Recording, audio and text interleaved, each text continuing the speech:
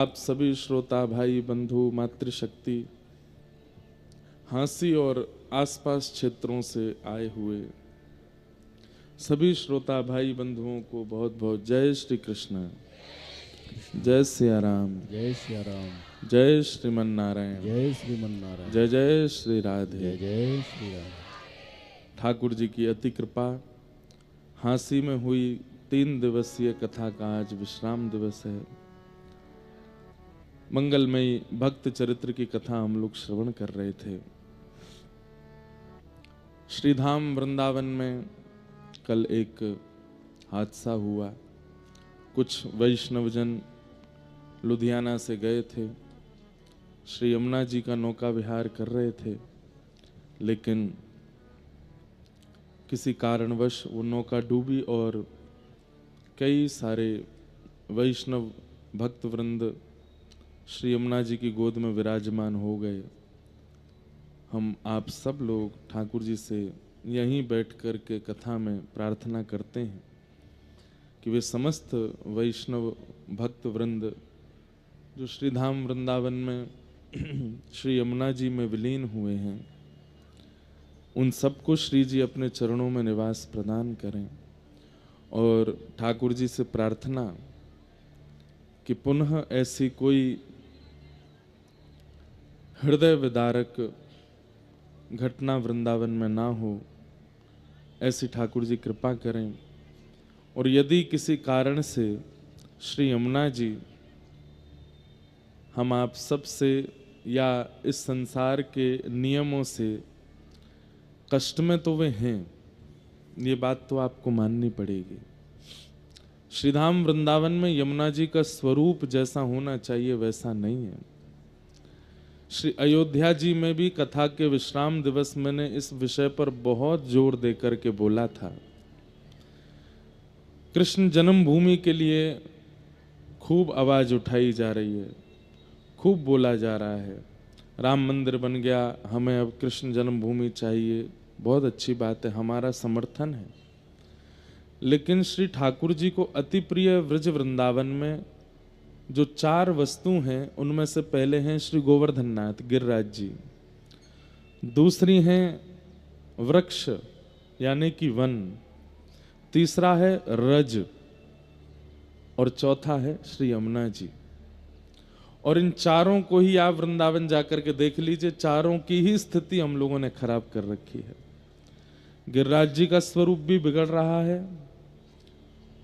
इस बात को ध्यान से सुनिएगा, कथा में भले ही ध्यान नहीं लगाइएगा, लेकिन इस विषय को सुनिए। गिरिराज जी का स्वरूप बिगड़ता जा रहा है। वहां कूड़ा कचरा आदि सब गिरिराज जी पर डाल दिया जाता है। कई बार 84 कोस परिक्रमा लगती हैं तो यात्रीगण सुबह सुबह जो स्नान आदि और बाकी सब क्रियाओं का क्रम है वो गिरिराज जी की तलेटी में ही कर देते हैं। कितनी कष्टदायी बात है। जिसको ठाकुर जी पूजते हैं ऐसे गिरिराज जी पर हम लोग कैसी स्थिति कर रहे हैं। वृक्षों की तो पूछिए ही मत। वृंदावन अब वृंदावन नहीं है, बिल्डिंग वन हो गया है। वृंदा यानी तुलसी का वन, वृंदा यानी श्री कृष्ण के प्रेमी भक्तों का वन। अब तुलसी वन की जगह, भक्त वृंद की जगह पर्यटन वन हो गया है, बिल्डिंग वन हो गया है वृंदावन, हाईटेक वन हो गया है वृंदावन। वृंदावन में वन नहीं बचे। गिरिराज जी की स्थिति हमने खराब कर दी। रज भी अब सब जगह से लगभग समाप्त होती जा रही हैं, विश्राम होती जा रही हैं। सब जगह पक्के पक्के सब रोड आदि सब बनाए दिए जा रहे हैं। और श्री यमुना जी में तो आचमन ही नहीं कर सकते आप। यदि आपने आचमन किया तो आपको घनघोर पीलिया की बीमारी हो जाएगी या कोई और रोग लग जाएगा। क्यों? यमुना जी है ही नहीं, यमुना जी है ही नहीं। यमुना नगर आपके हरियाणा के बाद यमुना जी का स्वरूप नहीं है। फिर हम लोग सब लोग जो व्रजवासी हैं, ये दिल्ली के लोगों का चरणामृत पी रहे हैं वृंदावन में। यमुना जी नहीं है वहां पर। दिल्ली के लोगों का स्नान का जल और आदि आदि जो दूषित जल है वो वृंदावन में आ रहा है। यमुना जी का स्वरूप हमने वहां से बिल्कुल अंतर ध्यान कर दिया है। हम ज्यादा कथा के अलावा कोई और बात करते नहीं कथा में, लेकिन अब लगता है कि युवा इतने सुनते हैं, इतनी हमारी बात मानते हैं, हमारी कथा का पालन करते हैं, तो इस बात का पालन करें।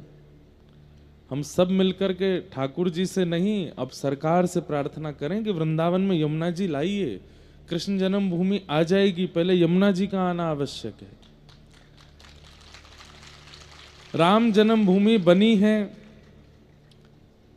अयोध्या में, वहां सरजू जी का जल, मैं अभी गया था, रोज 2-3 बार स्नान करने गया, इतना सुंदर पवित्र जल। सरजू जी हैं इसलिए राम लला आ गए, काशी में गंगा जी हैं इसलिए विश्वनाथ प्रभु आ गए, लेकिन वृंदावन में यमुना जी नहीं आई हैं। हम लोग इन्हें सामान्य नदी क्यों मान रहे हैं? पटरानी हैं, ये ठाकुर जी की स्वरूप शक्ति है। मथुरा में जब ठाकुर जी का जन्म हुआ, सबसे पहले कारागृह से बाहर निकलते ही गोकुल जाने से पहले ठाकुर जी का स्वागत किसने किया? श्री यमुना जी ने किया। यमुना जी को स्पर्श देने के बाद गोकुल में प्रवेश करते हैं ठाकुर जी। आज उन यमुना जी का स्वरूप देखिए, वृंदावन में बिल्कुल काला पानी है यमुना जी का, आप स्नान तो छोड़ दीजिए, पान भी नहीं कर सकते, ऐसी यमुना जी का स्वरूप कर दिया गया है। जिस यमुना जी के तट पर ठाकुर जी विहार करते हैं, उन यमुना जी का स्वरूप ही नहीं बचा है। हम ये नहीं कह रहे हैं कि यमुना जी क्रोध में आकर के ऐसा कर रही हैं, पर कहीं ना कहीं वो पीड़ा में तो हैं। और कब से हैं? 10 साल 20 साल हो गया यमुना जी का पवित्र जल नहीं है। इसलिए हमारी प्रार्थना है कि श्री यमुना जी के शुद्धिकरण पर आप सब लोग भक्त वृंदावन जाके आवाज उठाया कीजिए, प्रार्थना कीजिए कि श्री यमुना जी का जल पुनः व्यवस्थित हो, स्नान करने योग्य, पान करने योग्य हो।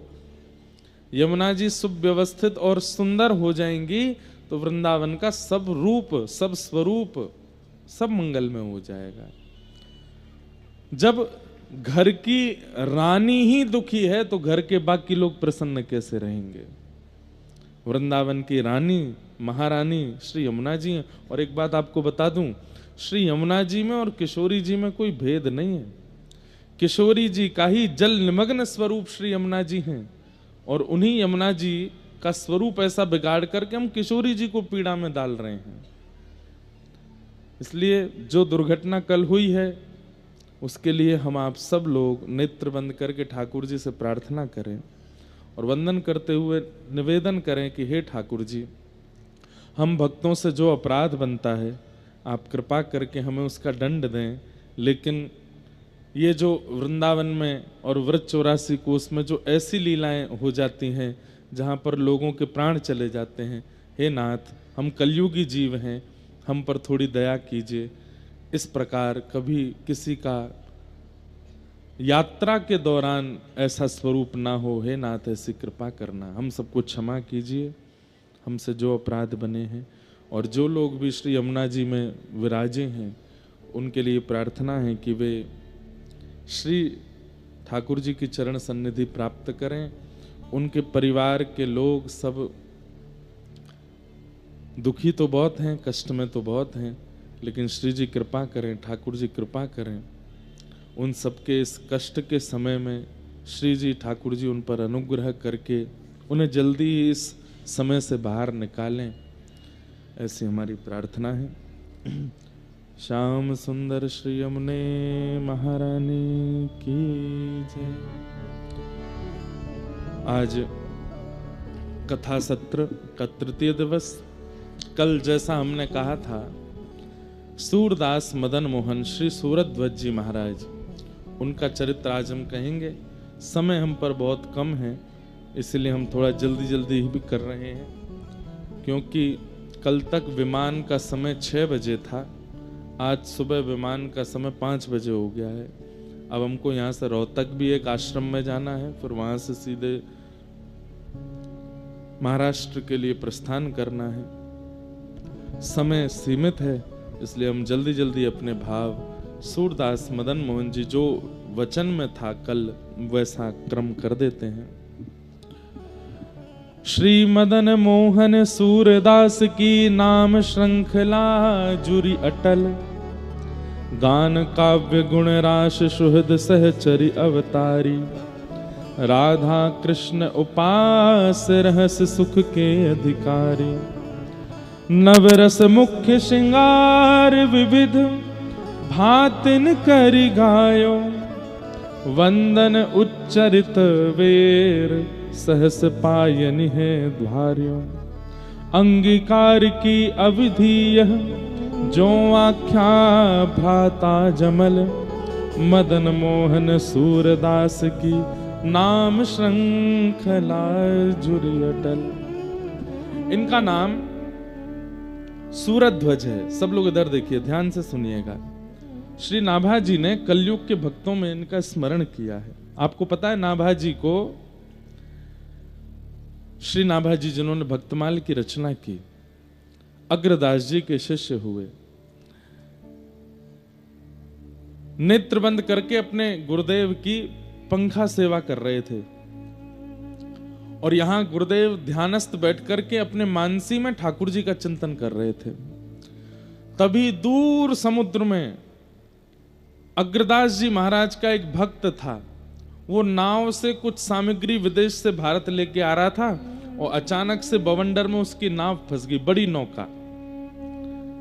जैसे ही नौका नाव के बवंडर में फंसी, जल के बवंडर में, तो जो नौका का मुख्य कैप्टन था उसने कहा, बोले भैया अब हम सब लोगों की प्राण नहीं बचेंगे, अब हम लोग बचने से हम बच ही नहीं सकते, इतना भयानक बवंडर आया है सामने समुद्र में, कोई नहीं बचा सकता।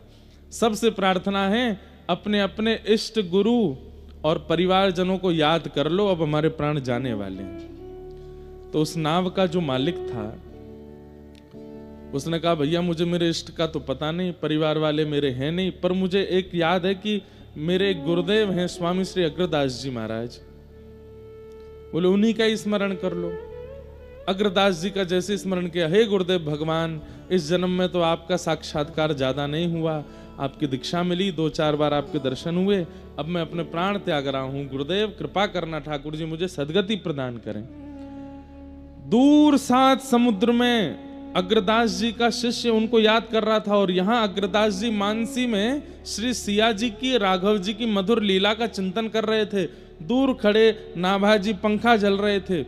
नाभाजी नेत्र बंद करके अग्रदास जी के मन में देख रहे हैं कि ये सिया जी और राघव जी की कैसी लीला कर रहे हैं। मेरे मन में क्या चल रहा है कोई नहीं देख सकता, लेकिन नाभाजी की भक्ति देखो अपने गुरुदेव के प्रति, वो उनके चित्त में देख रहे हैं कि कैसी लीला कर रहे हैं। तभी नाभाजी को अनुभव होता है, ये चिल्ला कौन रहा है, ये गुरुदेव को कौन पुकार रहा है, गुरुदेव सिया जी की, राघव जी की मधुर लीला में हैं, ये पीछे से किसकी आवाज आ रही है।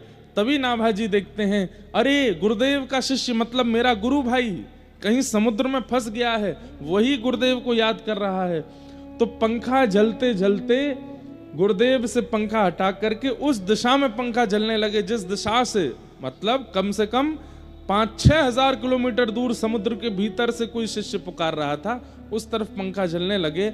और श्री नाभाजी के पंखे के बेग से, उस बीजना के बेग से वो नाव बवंडर से बाहर निकल गई और उनकी रक्षा हो गई।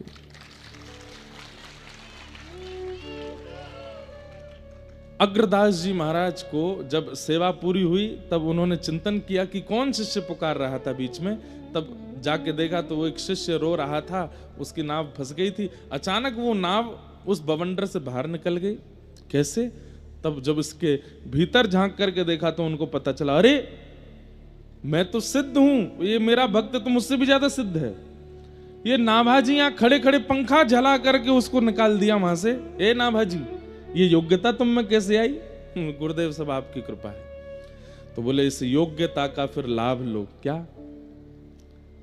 हरि का यश तो बहुतों ने गाया, हरि भक्तों का यश गाओ। तुम्हारे चित्त में एक योग्यता है कि तुम नेत्र बंद करके किसी का भी दर्शन कर सकते हो, तो जाओ अपने भूतकाल में, और भूतकाल में जितने भक्त पृथ्वी पर हुए उन भक्तों का यश लिखो। गुरुदेव कैसी कृपा, ये कितनी बड़ी आज्ञा आपने दी। बोले मैं बैठा हूं, तुम लिखो। तब श्री नाभाजी ने भक्तमाल की रचना की और उसमें भक्तों के यश गाए।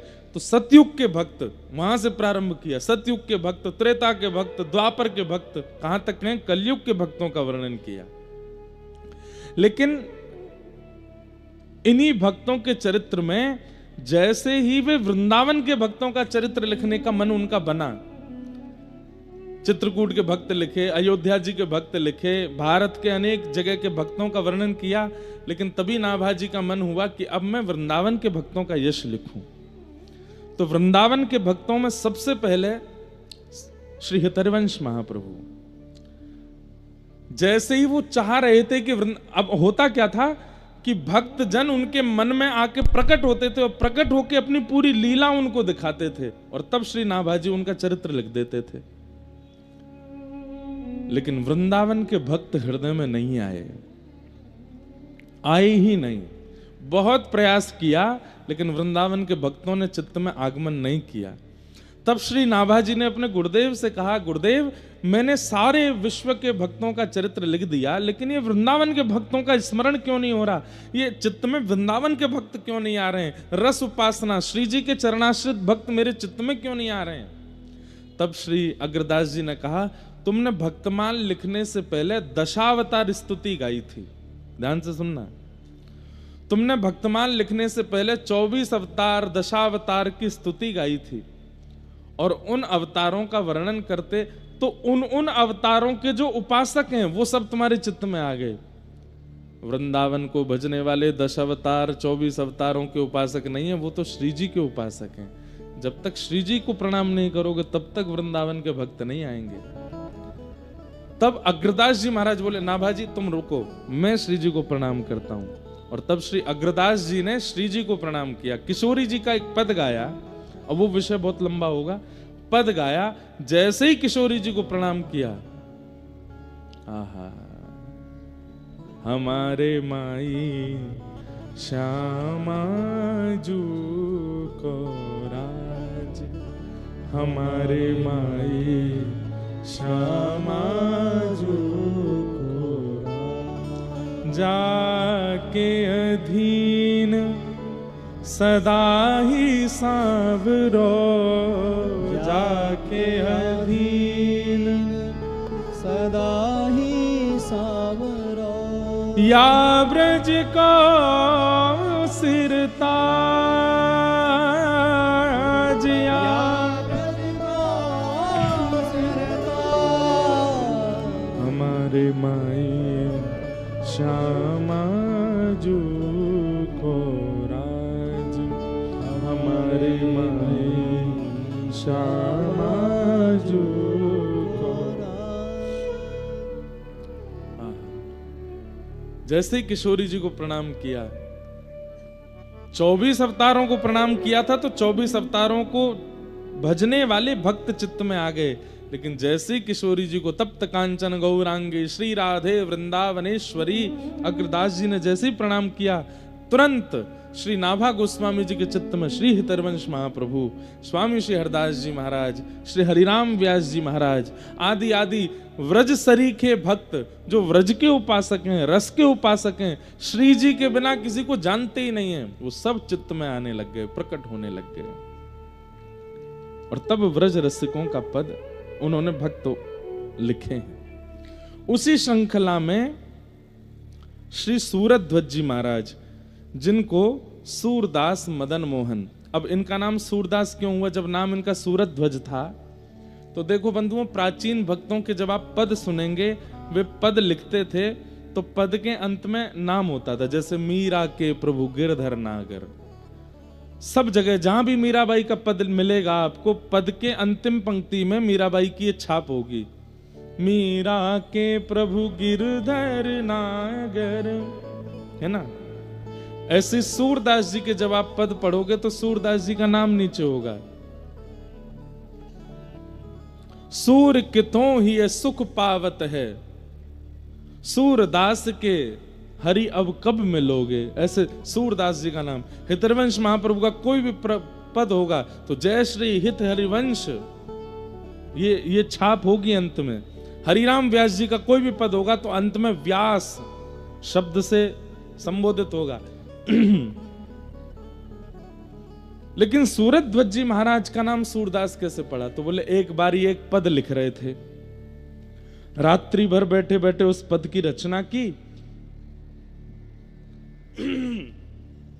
पद की रचना करते करते अंतिम पंक्ति इनके मन में कोई याद नहीं आ रही थी, तो सो गए। और जैसे ही सुबह उठे तो वो पंक्ति लिखी हुई थी। क्या लिख रहे थे?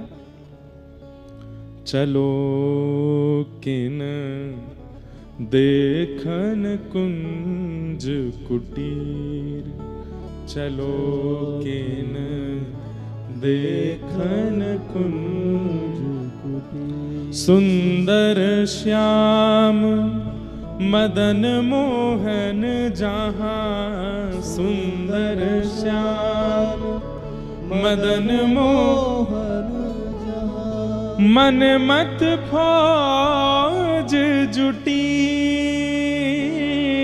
मन मत फौज जुटी। मानो सूरध्वज जी क्या कह रहे हैं? अरे भाई चलो, कहां चलो? बोले जहां पर रसिकों की फौज जुड़ी है और मदन मोहन जी बीच में विराज करके सबको दर्शन सुख दे रहे हैं, उस कुंज में चलो। चलो किन देखन कुंज कुटी, चलो। ये पद लिख रहे थे श्री सूरध्वज जी। नंद नंदन वृषभानु नंदिनी, नंद नंदन वृषभानु नंदिनी, नेक न चाह छुटी, नेक न चाह छुटी। हे सुरत सेज पर लरती अंगना, सुरत सेज पर लरती अंगना, मुक्ता माल टूटी, मुक्ता माल टूटी। चलो किन देखन कुंज कुटी, चलो किन देखन कुंज। उरज तनि कंचुकी चुरकुट भई, उरज तनि कंचुकी चुरकट भई, कटि तट ग्रंथि हटी, कटि तट ग्रंथ हटी। चतुर शिरोमणि सूर नंद सुत, चतुर शिरोमणि सूर, चतुर शिरोमणि सूर नंद सुत, चतुर शिरोमणि सूर नंद सुत। लीनी आधार चुटी, चलो किन देखन कुंज कुटी। निवृत्त निकुंज का पद लिख रहे थे, अंतिम पंक्ति में कुछ लिख नहीं पा रहे थे। सुबह उठ करके देखा तो क्या पाया? चतुर शिरोमणि सूर नंद सुत। ठाकुर जी ने आकर के उस पंक्ति को पूरा किया और इनको नाम सूरदास प्रदान किया। इनके नेत्र नहीं थे ऐसा नहीं है, नेत्र थे, लेकिन ठाकुर जी ने इनको नाम सूरदास प्रदान किया। तो फिर इन्होंने मन में विचार किया कि सूरदास जी के पद और मेरे पद अगर कभी कोई पढ़ेंगे तो लोगों के मन में यह आ जाएगा कि भाई ये किसके पद है। तब इन्होंने सूरदास मदन मोहन अपने पदों की छाप में सूरदास मदन मोहन कहना प्रारंभ किया। तो ऐसे श्री सूरध्वज जी महाराज ये उत्तर प्रदेश में नैमिषारण्य के पास में एक स्थान पड़ता है, उस स्थान का नाम है संडीला। वहां के सूबेदार थे, संडीले में रहते थे। लेकिन वृंदावन के श्री मदन मोहन जी, वृंदावन के मदन मोहन जी जिनको सनातन गोस्वामी ने प्रकट किया, उनसे इनकी बड़ी प्रीति थी।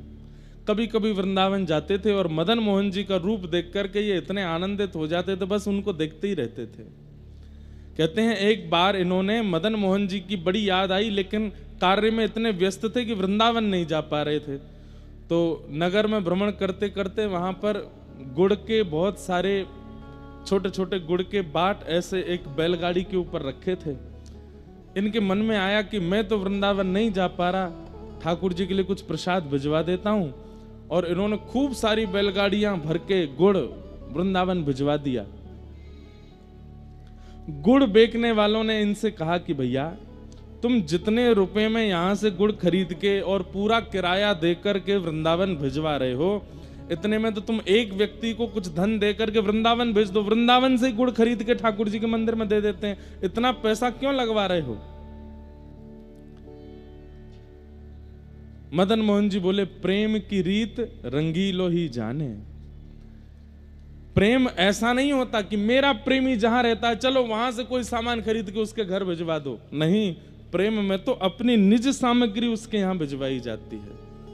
ऐसा थोड़ी होता है कि महाराज जी आप वृंदावन विराज रहे हैं, हम तो नहीं आ पा रहे, चलो ब्रजवासी का पेड़ा आपके घर भिजवा देते हैं। कौन सी बड़ी बात है, बगल में ब्रजवासी, पैसे ज्यादा हैं, आपने किसी को दे के भेज दिया। लेकिन आपने हांसी के पेड़े भिजवाए, ये बड़ी बात है ना।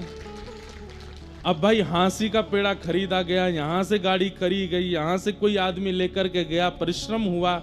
भाई परिश्रम को ही प्रेम कहते हैं। जहां पर परिश्रम ना किया जाता हो, जहां श्रमित ना हुआ जाता हो, उसको प्रेम थोड़ी कहा जाता है। आजकल के युवाओं का जो प्यार है वो कैसा है? वो श्रम वाला प्यार नहीं है, श्रम वाला प्रेम नहीं है। उसमें परिश्रम नहीं करना चाहते, वो इजी वे ढूंढते हैं अपने प्रेम के इजहार के लिए। और ये इजी वे प्रेम में नहीं होता। सूरदास जी बोले कि हाँ, वृंदावन से यही गुड़ के अगर सामग्री में वृंदावन से खरीद के भिजवाऊं, मेरे 10 रुपया लगेंगे बस।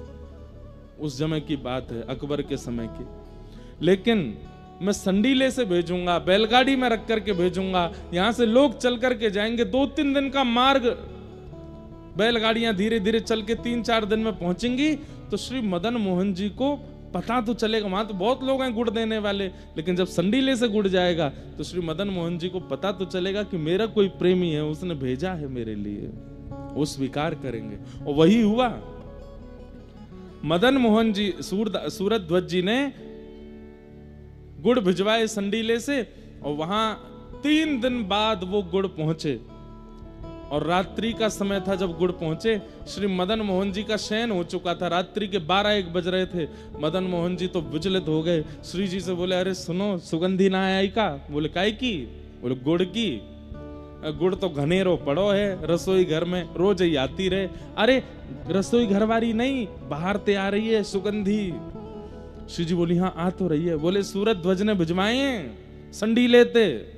बोले तो मालपुआ खावे को मन कर रो है। श्री जी बोली, रात के 12-1 बज रहे हैं, शयन कर लो। ना मैं तो अब ही खाऊंगा। तो बोले पुजारी जी को जाके स्वप्न दे दो। सोई ठाकुर जी पुजारी जी के स्वप्न में प्रकट हो गए। पुजारी जी बोले, धन्य भाग्य, अहो भाग्य, इतने वर्षों से सेवा कर रहा हूँ, ठाकुर जी मेरी सेवा से निश्चित प्रसन्न हो गए, जो मेरे स्वप्न में आके दर्शन दे रहे हैं। ठाकुर जी बोले, तेरी सेवा ते प्रसन्न ना है भयो में। तो बोले, मंदिर के द्वार पे गुड़ की बैलगाड़ी खड़ी है, उन गुड़न की जल्दी रसोई घर में धरवाओ, और अभी इसी वक्त रात्रि में ही रसोई खोल के पुआ बनाओ, और पुआ बना के भोग लगाओ।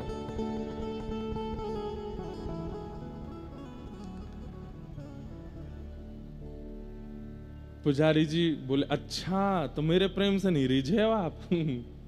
ठाकुर जी बोले, तो तू रीझ जाऊंगा, लेकिन तू पहले पुआ बनवा। तो पुजारी जी बोले, जय जय, नेक देर रुक जाओ, 4 बजे तक सो लो, फिर मैं उठ के बढ़िया बनाई दूंगा। और गुड़ तो बहुत धरो है, पहले पुराना जो रखो है बाकू प्रयोग में ले लेंगे, नए वाले को फिर धीरे धीरे लेते रहेंगे। तो ठाकुर जी क्रोधित हो गए और स्वप्न में ही डांटने लगे। बोले, देख तू सवेरे उठेगो, तुम रसोई जैसे स्नान करवे जाएगो, स्नान घर में गिर जाएगो, तेरा मूड फूट जाएगो। अब ही उठ के जा, और अबई आ वक्त जाए के भारत गुड़ लाए के मुकु पुआ बना, मुकु अबई पवा, मेरे प्रेमी ने भेजो है। यहां पर भक्तमाल टीकाकार एक इसमें बहुत सुंदर एक दृष्टांत दे रहे थे, मैं कल पढ़ रहा था। उसमें दृष्टांत में क्या लिखते हैं, बोले एक बार किसी प्रियसी ने अपने प्रेमी के लिए रेवड़ी भिजवाई। रेवड़ी जानते हो? रेवड़ी भिजवाई अपने प्रेमी के लिए। तो जैसे ही उस प्रेमी को किसी मित्र ने आके दी, बोले सुन वो तेरी प्रियसी रहती है फलाने नगर में। बोले हाँ, उसने तेरे लिए देख रेवड़ी भिजवाई है। तो वो इतना खुश हो गया, उसको हृदय से लगा के रखे, तकिया के पास रखे, रोज एक खाता था उसमें से, मेरी प्रियसी ने भिजवाई है। एक दिन वो खा रहा था, रात्रि का समय था, उजाला था नहीं, तो ऐसे रेवड़ी मुंह में डाल डाल के खा रहा था, तो अचानक से मुंह में ना लग के नाक पे लगी रेवड़ी और वो गिर गई नीचे। तो अब वो इतना दुखी हो गया, अरे रेवड़ी गिर गई। तो उसने क्या किया, बोले दुकान पर गया, वहां से जाकर के सरसों का तेल खरीद के लाया, उसके बाद एक बाती खरीद के लाया, जलाया उसको, दिया सलाई से माचिस से जला करके, अब उसको लेकर के दिया लेकर के नीचे जमीन में ढूंढ रहा है वो रेवड़ी कहाँ है। एक और दिया जलाया, अपने 2-4 मित्रों को दिया, बोले तुम भी ढूंढो रेवड़ी। मित्र बोले रेवड़ी ही तो है भैया, तू 10-10 रुपया खर्च करके ये दीपक जला रहा है, तेल लेके आ रहा है, उसमें लौ लगा रहा है, इतने में तो नई कितनी रेवड़ियां आ जाएंगी। बोले तू नहीं जानता, ये मेरी प्रियसी ने भेजी है, वो एक भी कितनी कीमती है। अरे 10 रुपए की नई रेवड़ी खरीद लूंगा, लेकिन उसमें मेरी प्रियसी का हाथ तो नहीं है ना, ये मेरी प्रियसी की है, मैं तो यही ढूंढ के खाऊंगा। और ढूंढ करके उसने वो रेवड़ी झाड़ी पोंगे खा गया। आहा, मेरी प्रियसी ने भेजी है। ऐसे ही ठाकुर जी, अरे मेरो प्रेमी है सूरज ध्वज, माने वहां से गुड़ भिजवायो है, अभी पुआ बनाओ। रात्रि 12 बजे पुजारी जी उठ के गए, स्नान ध्यान किया, पहली बार इतिहास में 1:30 बजे रात्रि में रसोई बनी, और रसोई में पुआ बने। 2 बजे ठाकुर जी के कपाट खुले और जाकर के ठाकुर जी को माल पुआ का भोग लगाया, प्रेम से ठाकुर जी ने पाया, और फिर जाकर के बोले अब जाके सो जाओ, अब सोऊंगा मैं तान दुपट्टा। और इन सब लीलाओं का दर्शन सूरज ध्वज जी को स्वप्न में हुआ। ठाकुर जी ने उनके प्रसाद को स्वीकार किया, प्रसन्न हो गए सूरज ध्वज जी। जय हो मेरे मदन मोहन लाल, आप कितना कृपा करते हैं मेरे ऊपर, कितना प्रेम करते हैं मेरे ऊपर। ऐसे श्री सूरज ध्वज जी का प्रेम श्री ठाकुर जी से अनंत बन गया। एक बार की बात, क्या वृंदावन आए थे, और वृंदावन में श्री मदन मोहन जी के मंदिर में खड़े होकर के सूरज ध्वज जी एक पद गा रहे थे। कौन सा पद? मेरी गति तू ही अनेक तोष पाऊं, मेरी गति तू ही अनेक तोष। बहुत सुंदर पद है, शब्द सुनिएगा आपको पता चलेगा क्यों ठाकुर जी रीझ रहे हैं इनसे। इनकी शब्दावली तो देखो। मेरी गति तू ही अनेक तोष पाऊं, मेरी गति तू ही। सब लोग गाइए।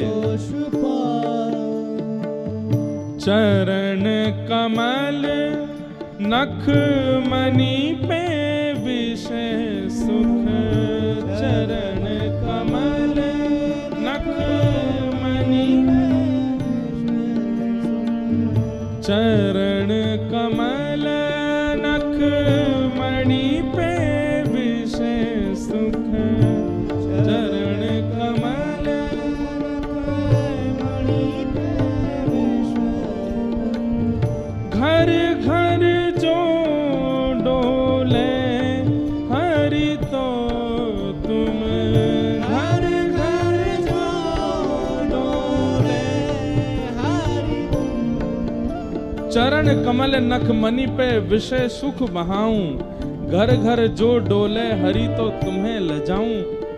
तुम्हारो कहाए अब कौन को कहाऊं, मैं आपकी शरण में आ गया नाथ, अब आपका हो गया हूं, अब किसी और का मैं नहीं हो सकता हूं। तुम्हारो कहाए अब मैं कौन को कहाऊं, तुमसे प्रभु छाणी कहां दीनन को ध्याऊं। शीश तुम्हें नाय के अब कौन को नवाऊं, कंचन और हार छाण कांच क्यों धराऊं। मानो ठाकुर जी के चरणों में ये बात कह रहे हैं कि नाथ अब मैं आपका हो गया, अब आपका होने के बाद इस संसार में मुझे होने की आवश्यकता नहीं है। इस पद की रचना शब्द थोड़े ज्यादा हैं, इसलिए मैं बोल के बता रहा हूं, समय अभाव है।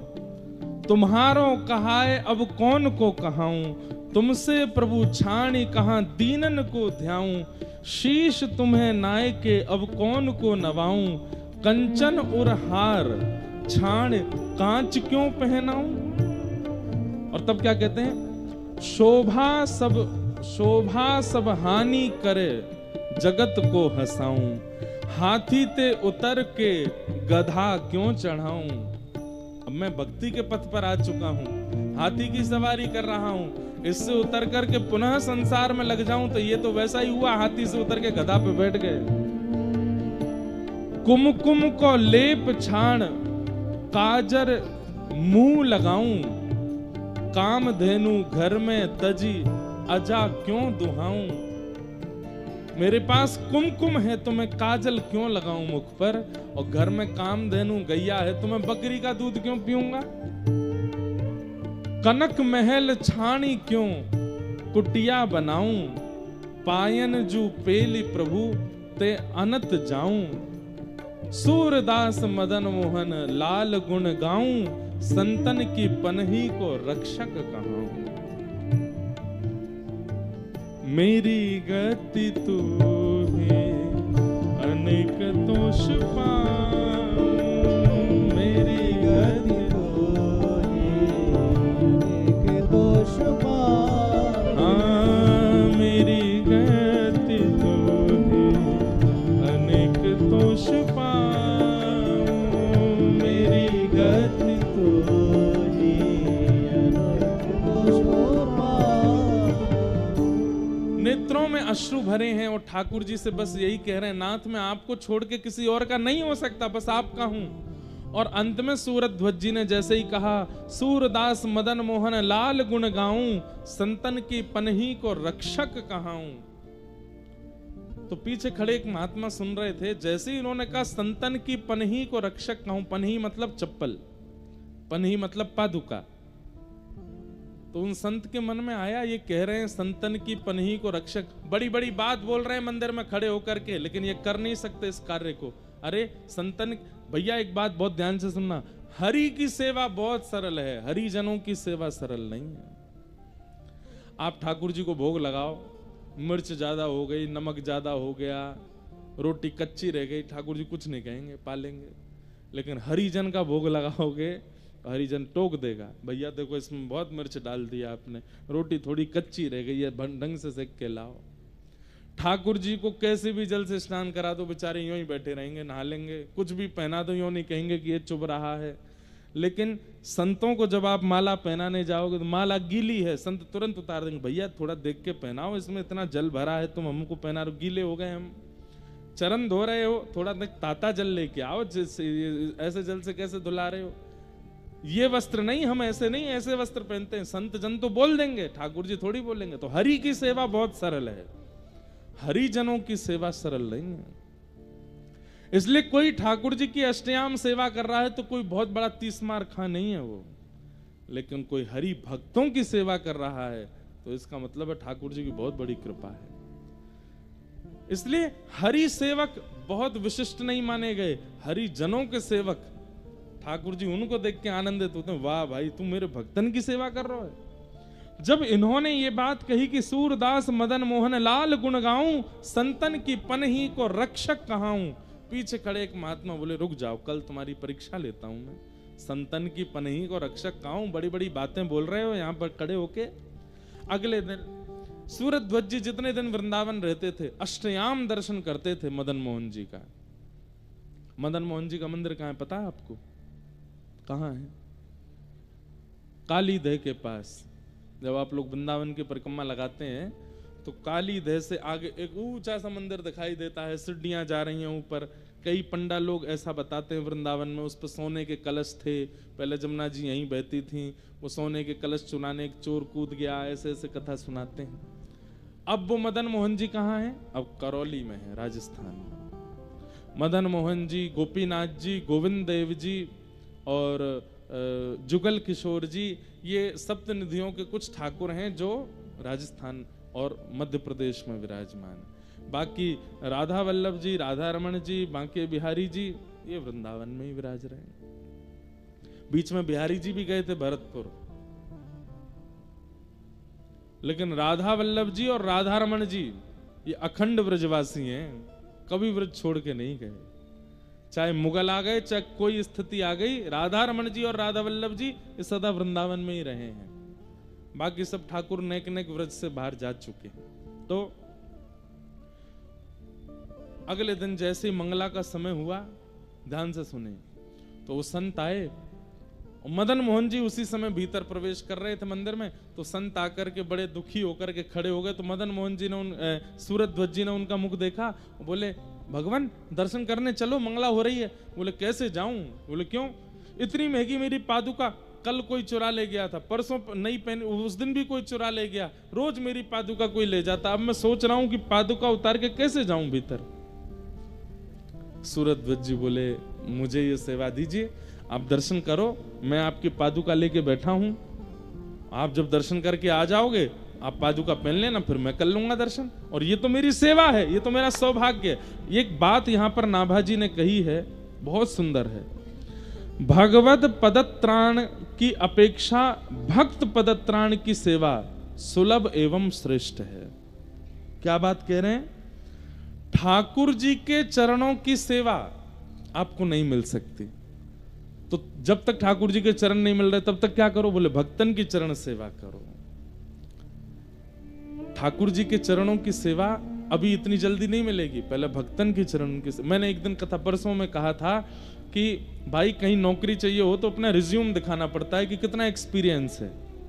श्री जी और ठाकुर जी के चरणों की हम जब अपेक्षा करते हैं तो श्री जी और ठाकुर जी तो कुछ नहीं कहते, वो तो कहते हैं आ जाओ भाई कर लो सेवा। लेकिन अष्ट सखियां रोक देती हैं ना, पहले अपने हाथ दिखा कैसे हैं, हाथ कठोर तो नहीं है। हमारी श्री जी ठाकुर जी के चरण बड़े कोमल हैं, तू कठोर हाथन ते छुए गो, कहीं श्रम है क्यों? तो हमारे हाथ देखते ही अष्ट सखियां हमको मना कर देना, ये चरण नहीं देंगे, क्यों? तेरे हाथ बड़े कठोर हैं। बोले हाथ नरम कैसे होते हैं? बोले अगर तेने खूब भक्तन की सेवा करी होती तो तेरे हाथ नरम हो जाते। संतों की सेवा, रसिकों की सेवा, भक्तों की सेवा, हरिजनों की सेवा। और इसका मतलब ये नहीं कि हाँसी में प्रतीक्षा करो कि कोई व्रज से आवे, अयोध्या से आवे, चित्रकूट से आवे तो ही हम उसकी सेवा। हम तो कह रहे हैं आप अगल बगल में जो ये बैठे हैं सब हरिजन हैं, सब हरि भक्त हैं जो कथा में आए हैं। बैठे बैठे उनके ही चरण दबाते रहा करो। आप कथा सुन रहे हो भैया, वो कहे अरे भैया मत दबाओ, तो तुझे कौन कह रहा तू मेरे दबा मैं तेरे दबाऊं? हाँ, दोनों एक दूसरे के दबाते रहो। ऐसी हरि सेवा। जैसे ही बगल वाला श्रोता उठ के खड़ा हो कथा के विश्राम में, उसके नीचे की रज थोड़ी माथे से लगा लो, उसको पता ना चले, उसको अभिमान हो जाएगा, देखो मेरी भक्ति से रीझ के मेरी सेवा कर रहा है, पर ये आपके लिए बताया जा रहा है। हरि जनों की सेवा का मतलब कोई जरूरी नहीं कि व्रजवासी हो, अयोध्यावासी हो, चित्रकूटवासी हो, जगन्नाथपुरी वासी हो, द्वारिका वासी हो। कोई भी जो हरि कथा में रुचि रखता है, हरि सेवा में रुचि रखता है, वो सब हरि जन है, उनकी सेवा करो। बगल में बैठे किसी को प्यास लग रही है, आपने पानी पिला दिया। अभी कई लोग हैं अपनी पंखा कर रहे हैं, बगल वाले करो तो गर्मी नहीं लगे। अरे भैया नहीं नहीं, तो तू मेरी करना, मैं तेरे कर रहा हूं, तू मेरी कर। दोनों एक दूसरे की सेवा करो। हरि जनों की सेवा, इससे क्या होता है? आपका रिज्यूम अच्छा होगा। ये जब ललिता विशाखा श्री जी की सेवा में लेने से पहले आपको देखेंगे तो समझ जाएंगे, ओहो हरिजनों की बड़ी सेवा करी है, यानी ये ठाकुर जी की स्पर्श का अधिकारी है, तब ठाकुर जी की सेवा में लेते हैं। तो एक और बात यहां पर नाभाजी ने बहुत अच्छी लिखी है कि ठाकुर जी की सेवा का फल क्या है? ठाकुर जी के भक्तों की सेवा मिलना, ये ठाकुर जी की सेवा का फल है। समझ में आई बात? जिसने अपने ठाकुर की खूब सेवा करी होगी उसी को अपने जीवन में किसी हरि भक्त की सेवा करने का अवसर मिलेगा। कितनी बड़ी बात है।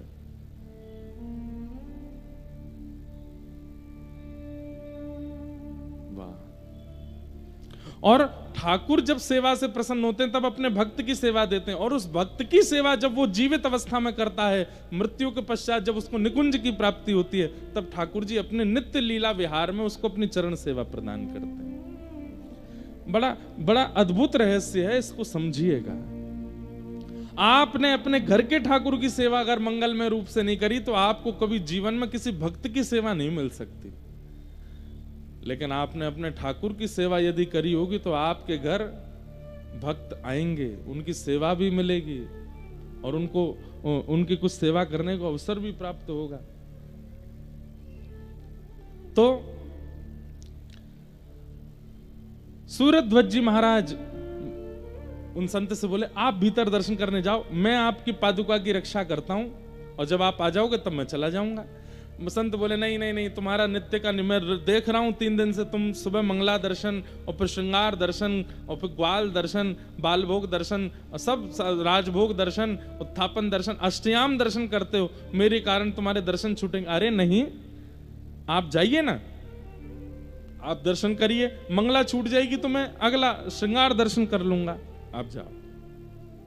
और संत जैसे ही भीतर गए, सूरध्वज जी उन पादुकाओं को हृदय से लगा के बैठे और मन में क्या विचार कर रहे हैं, बोले एक पादुका श्याम सुंदर, दूसरी पादुका किशोरी जी हैं। आज तक तो ठाकुर जी दूर से दिखते थे, लेकिन आज मेरे हृदय से लग गए हैं, और लेख करके बस रोने लगे। मेरे प्रिया प्रियतम दोनों मेरे हृदय से लगे, खूब रोए अपने हृदय से लगा करके। वो संत भीतर गए, वो तो परीक्षा लेने आए थे, मंगला के दर्शन करके भीतर ही खड़े रहे, बाहर आए ही नहीं। घंटा 1.5 घंटा बाद श्रृंगार का दर्शन खुल गया, संत बाहर आए ही नहीं, भीतर ही बैठ गए। बोला, आज देखता हूं, बड़ा कहते हैं संतन की पनही को रक्षक कहाऊं, कभी तो चिढ़ेगा, कभी तो परेशान होगा, चिल्ला करके बोलेगा कि निकलो बाहर, कहां अंदर बैठ गए हो। लेकिन सूरध्वज जी तो बस ऐसे ही बैठे। धीरे धीरे उजाला हो गया, धूप तेज हो गई, श्रृंगार का दर्शन, बाल भोग का दर्शन, ग्वाल का दर्शन, राजभोग तक आ गया। 12 बज गए दोपहर के, सूरध्वज जी ऐसे ही बैठे। मंदिर बंद हो गया, संत जी अंदर ही सो गए। 4 बजे पुनः उत्थापन हुआ, उत्थापन होते ही देखा तो बाहर अभी भी ऐसे बैठे हैं। थोड़ी और परीक्षा ले लूं, औलाई हो गई, ब्यारू हो गया, शयन के दर्शन हो रहे हैं, लेकिन अभी भी सूरध्वज जी ऐसे ही बैठे। संत का हृदय पिघल गया, बोले कि ये कहते नहीं है, ये है इनके चित्त में, ये संतों की पनही के रक्षक हैं। निकल करके साधु बाहर गए और जाकर के सूरध्वज जी को हृदय से लगा लिया, कान पकड़ने लगे, मुझे क्षमा कर दो, मैंने आपकी परीक्षा लेनी चाहिए। कल जब आपके मुख से सुना संतन की पनही को रक्षक कहूं, इसलिए जानबूझ करके ऐसा किया कि आपके दर्शन छूटे और अपनी पनहियां आपके हाथ में दे दूं। मुझे अब आप जल्दी जाओ, शयन का दर्शन बंद होने वाला, आपका नियम ना टूटे, मदन मोहन जी को देख आओ। तो सूरध्वज जी के नेत्र सजल हो गए, बोले, मैं सुबह से दर्शन ही कर रहा हूं, हे नाथ, आपने आज मुझ पर इतनी बड़ी कृपा की कि मेरे वर्षों की मदन मोहन जी के दर्शन का फल आज मुझे प्राप्त हुआ। प्रिया प्रियतम दोनों मुझे निकुंज में लेकर के गए थे, नेत्र बंद करके मेरा शरीर यहां बैठा था, पर मैं प्रिया प्रियतम के साथ विहार कर रहा था। आज उन्होंने मुझे सहचरी बनाया, सखी बनाया, अपने रास का अनुभव कराया। आपकी पादुका हृदय से लगते ही मानसी प्रकट हो गई। अरे मैं तो घंटों से मानसी में आनंद ले रहा था। ठाकुर जी कभी रबड़ी पवा में, श्री जी कभी मलाई पवा में, यहां से ललता विशाखा आदि सबके दर्शन हुए आज मुझे। हे नाथ, आपकी चरण की पनैया के इतने बड़े सौभाग्य की मेरे को प्राप्त होती, आज अष्टयाम का दर्शन हो गया। साधु बोले, मुझे पता है ये सब तुम इसलिए बोल रहे हो कि मुझे बुरा ना लगे, लेकिन तुम जाओ भीतर दर्शन। बोले, देखो मैं आपको बताऊं।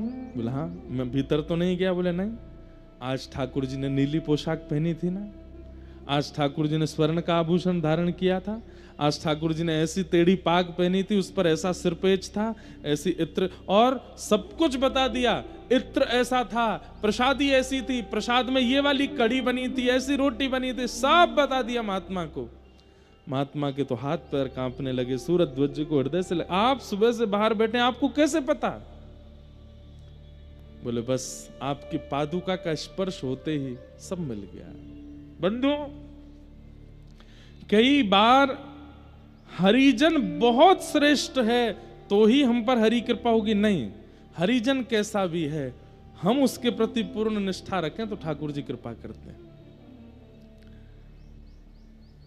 सूरध्वज जी जैसे ही मंदिर की ओर गए, कपाट तो बंद हो गए थे, शयन आरती हो गई थी, हाथ जोड़ करके बैठ गए, बोले जय जय, आज आपके दर्शन मानसी में हुए, प्रत्यक्ष नेत्रों को नहीं मिले, पर कोई बात नहीं, आपने बड़ी कृपा की जो ऐसे महात्मा की पादुका मुझे प्रदान की, मैं आपकी देहली को प्रणाम कर लेता हूं। कल मुझे संडीले वापस जाना है, इसलिए मैं यहीं प्रणाम करके जा रहा हूं। जैसे ही अपना सिर नवाया, सब मंदिर से जा चुके थे रात्रि का समय, जैसे ही सिर नवाया तो देहली पर उनको पत्थर का अनुभव नहीं हुआ, कोमल कोमल कोमल चरणार विंदों का अनुभव हुआ।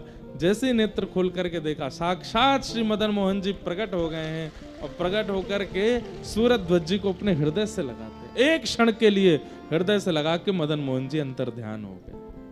ऐसे सूरध्वज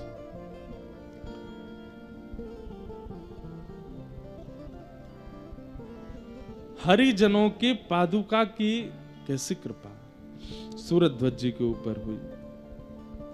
ऐसे श्री सूरध्वज अब तो मगन रहने लगे, मगन झूमते हैं, मगन गाते हैं, मगन आनंद में रहते हैं। ठाकुर जी ने बड़ी कृपा कर दी है मेरे ऊपर। अब दर्शन होने के बाद वापस संडीले गए और संडीले जाकर के इनका काम क्या था, सूबेदार का काम क्या होता था कि उस नगर के बड़े बड़े व्यापारी और जो कोई भी कार्य, उन सबसे कर लेना, टैक्स लेना और अकबर बादशाह को दिल्ली पहुंचवाना, ये उनका काम था। इस बार संडीले गए, साल भर का जितना भी कर लिया था पूरे नगर से, वो सब कर बक्सों में जमा करके दिल्ली भिजवाना था। लेकिन इनके मन में आया, बोले ठाकुर जी का दर्शन हुआ, मैंने कुछ किया तो है ही नहीं, दर्शन का कुछ तो उत्सव मनाना चाहिए। तो इन्होंने क्या किया, जितना भी साल भर का धन आया था अकबर को भेजने के लिए, उन सब धन से आसपास के क्षेत्र में ढिंडोरा पिटवा के संतों को बुलवा करके सब संतों को पवा दिया, भंडारा कर दिया, ठाकुर जी के दर्शन का भंडारा किया। और यहां दिल्ली से लोग आ गए थे बादशाह के कि भाई साल भर का जो कर है वो दो। तो इन्होंने सारे बक्सों में पैसे तो खर्च कर दिए, संतों को पवा दिए, तो इन्होंने पत्थर भर दिए और पत्थर भर के उनके ऊपर एक पत्र लिख करके उस पर लिख दिया, 13 लाख संडीले उपजे सब संतन मिल गटके। 13 लाख संडीले उपजे सब संतन मिल गटके। और आधी रात सूरध्वज वृंदावन को सटके। सब दे करके अकबर को बोले अब अकबर हमको जान से मारेगा। सब भिजवा करके और अपने सूबेदार की पदवी पर प्रणाम करके सीधे वृंदावन भाग गए। वृंदावन पहुंच गए। यहां जैसे ही लोग बाग आए, बोले महाराज संडीले का पूरा साल भर का कराया है। अकबर बोले खोल के दिखाओ। देखा तो पत्थर थे। बोले इसमें तो पत्थर हैं, एक पत्र लिखा है। बोले दिखाओ। अकबर जो था वो शेर व शायरी और लेखनी कवित्व का बड़ा दीवाना था और उसने जैसे ही देखा क्या लिखा है, 13 लाख संडीले उपजे संतन सब संतन मिल गटके। मतलब समझ गए। बोले 13 लाख कुछ सामग्री हुई थी, हमने सबका भंडारा कर दिया संतन को। और सूरध्वज आधी रात सूरध्वज वृंदावन को सटके। तो अकबर बहुत जोर से हंसा। अकबर थोड़ा सा अच्छा तो था, संतों के प्रति भक्तों के प्रति उसकी बढ़िया निष्ठा। उसने फिर एक पत्र लिखा और पत्र लिख करके सूरध्वज जी को भिजवाया। और उसमें क्या लिखा अकबर ने, बोले गटके तो हमारे गटके तुम काहे को सटके। ये तुम हमारा जो साल भर का कर था वो तुमने गटक लिया, तुम क्यों सटक गए हो, हमारा खर्चा हुआ तुम क्यों भाग गए। कोई बात नहीं, रही है प्रेम से वृंदावन में। लेकिन अकबर का एक वित्त मंत्री था टोडरमल, उसको ये बात सहन नहीं हुई। बोले ऐसे कैसे, ऐसे तो जितने भी सूबेदार हैं भारत में इन सबके पर निकल आएंगे, ये सब कह देंगे कि जब सूरध्वज कर सकता है तो हम क्यों नहीं। नहीं, इसको तो कठिन से कठिन मैं दंड दिलवा के रहूंगा। लेने के पठाए कहीं निपट रिझाए हमें, मन में न लाए लिखी बन तन डारे हैं। टोडर दीवान कयो धन को वीरान कियो, ल्यावो रे पकड़ी मूड फेरी के संभारे हैं। ले गए हजूर निप बोलो हंसो दुख दूर राखो, ऐसे महाकूर सो पे दुष्ट कष्ट धारे हैं। दोहा लिख दीनो अकबर देख रिझलीनो, जावो वाही ठोर त्रापे द्रव सब वार्यो है। तोडर मल ने वृंदावन सैनिकों को भेजा और बोले अकबर को पता ना चले, सूरत ध्वज को पकड़ के दिल्ली ले आओ और तय खाने में डाल दो। सूरत ध्वज जी को पकड़ के हाथों में हथकड़ियां पैरों में बेड़ियां बांध करके दिल्ली ले आए और ला करके उनको टोडरमल ने जेल में डलवा दिया। अकबर को पता नहीं है। एक बात याद रखिएगा बंधुओं, राजा से आपकी मित्रता अच्छी है, लेकिन मंत्री महामंत्री सेनापति और नीचे रहने वालों से मित्रता अच्छी नहीं है तो आप सक्सेसफुल नहीं हो। बिहारी जी से अच्छी यारी है लेकिन ब्रजवासी ते नाक मोड़ रखी है तो आपका काम चलने वाला नहीं है। राधा रमन जी से प्रेम है लेकिन वृंदावन के बंदरों को आंख दिखाते हो तो राधा रमन जी से चाहे कितनों प्रेम हो ये बंदर मिलने नहीं देंगे ठाकुर जी से।